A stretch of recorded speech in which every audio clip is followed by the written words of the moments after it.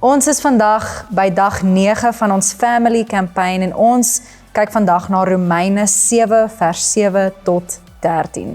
En ons sleutelvers vir die dag is Romeine 7 vers 12. Lees saam met my.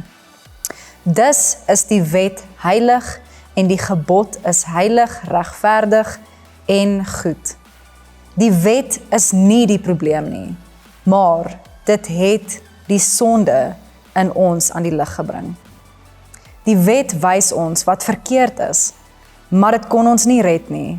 Christus is die antwoord wat ons deur sy offer vrygemaak het van skuld en die gevolge van sonde. In Christus is die wet nie meer 'n bron van skuld nie, maar 'n aanduiding van God se goeie wil.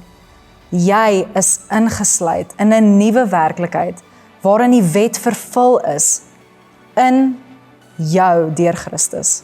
En jy is vry om die vrug van daardie vervulling in jou lewe te beleef. Jy is ingesluit in Christus, wat die wet vir jou vervul het en jou vrygespreek het van die skuld wat dit gebring het. Danksy Jesus hoef jy nie met skuld te leef nie. Ontvang sy vergifnis met dankbaarheid. En dalk as 'n praktiese stap vandag, kan jy maar net in jou eie woorde bid en reflekteer op die dankbaarheid van die geskenk van genade wat hy na ons lewens toe gebring het.